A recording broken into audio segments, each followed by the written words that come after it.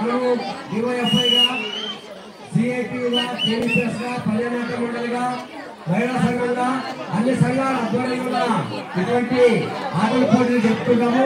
ఇది దాదాపు 20 సంవత్సరాలు పైబడి మన వీధిలో కూడా చెప్తుంటామని చెప్పి మీ అందరికీ తెలుసు. అంటే ఒక రకంగా కులాలకి మతాలకు అతీతంగా అందరూ కూడా ఏదో ఒక రకమైన ఉత్సాహమైన వాతావరణంలో ఇటువంటి జరుపుకోవాలని చెప్పి ఉద్దేశించాలి. మనం జరుపుకుంటున్నామని చెప్పి కొన్ని సందర్భాలు గుర్తించాలా. ప్రజలు ప్రాముఖ్యత లేదు. మనమంతా కూడా కొన్ని గంటల పాటు కలిసిమెలిసి ఉండడానికి ఆటల పోటీని ఒక ఆసనగా తీసుకోవాలని కూడా మీ అందరికీ తెలియజేస్తున్నాము.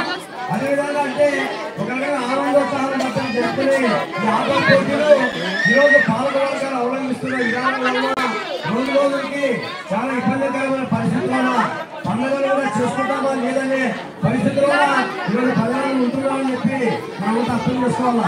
ఎందుకోసం అంటే ఈరోజు నిత్యావసర వస్తువుల ధరలు విపరీతంగా పెరగడం కానీ అంటే దాంతో పాటు అధికారంలోకి వచ్చిన పాలక వర్గాలు ఏదైతే వాగ్దానం చేశారో అటువంటి వాగ్దానాన్ని పక్కన పెట్టి వాళ్ళ యొక్క స్వప్రయోజనాల కోసము వాళ్ళ యొక్క సొంత ఆస్తులు పెంచుకోవడానికి అటువంటి ప్రయత్నాలు చేసే పరిస్థితి కూడా మనకు కనబడుతుంది. అంటే దాంతో పాటు కేంద్రంలో ఉండే మోడీ ప్రభుత్వము ప్రజల మధ్య మతోన్మాద చిచ్చు పెట్టడానికి ప్రభుత్వాన్ని పెంచి పోషించడానికి అనేక విధాలైనటువంటి ప్రయత్నాలు చేస్తున్న పరిస్థితి కూడా కనబడుతుంది.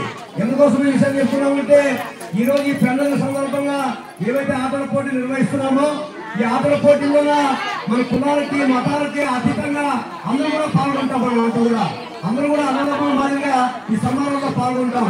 అటువంటి సమారాన్ని కూడా పక్కన పెట్టి మన మధ్య చిచ్చు పెట్టడానికి ఈరోజు పాలక వర్గాలు ప్రయత్నం చేస్తున్నాయి.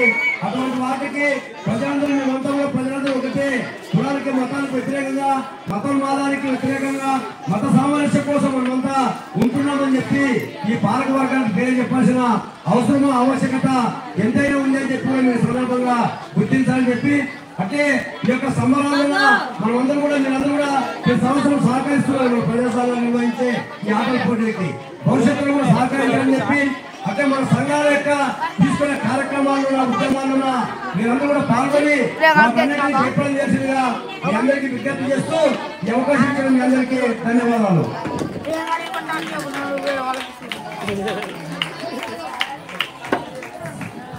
జిల్లా కార్యదర్శి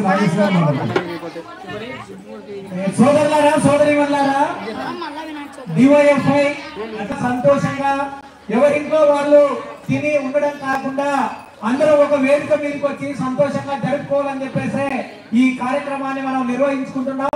కాబట్టి ఇట్లాంటి సెలబ్రేషన్ చేసుకోవడం చాలా శుభ సందర్భం. ఆనందంగా మనం అందరం గడపడానికి కూడా ఉపయోగపడుతుంది.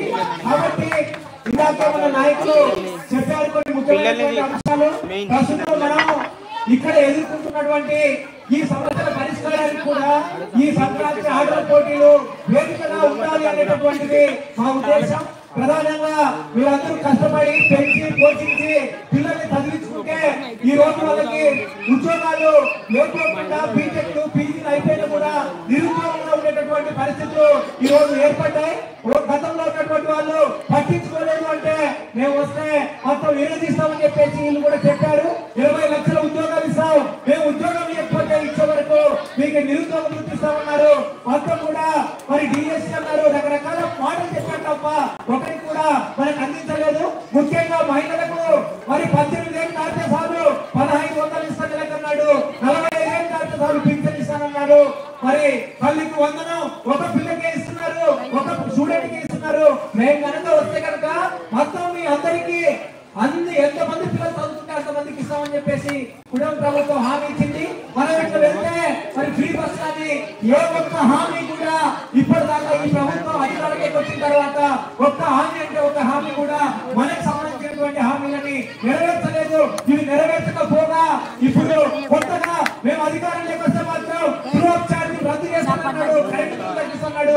ఈరోజు సంతోషంగా ఈ పండుగ జరుపుకుందామంటే కూడా మరి మన కరెంట్ బిల్లు గతంలో 2 నెలల్లో చూసుకుంటే 500 వచ్చింది, 800 వచ్చింది. అంటే మన పైన భారాలు పెరిగాయి తప్ప మన సమస్య కానీ ఏమి కూడా పరిష్కారం కాలేదు. ఇచ్చిన ఏ ఒక్క హామీ కూడా అమలు కావట్లేదు. కాబట్టి మనం ఎంతైతే ఐక్యంగా అందరూ కలిసి ఇక్కడ ఈ ఆటల పోటీలు కానీ ఈ ముగ్గుల పోటీలు కానీ పాల్గొన్న ఇదే ఐక్యతతో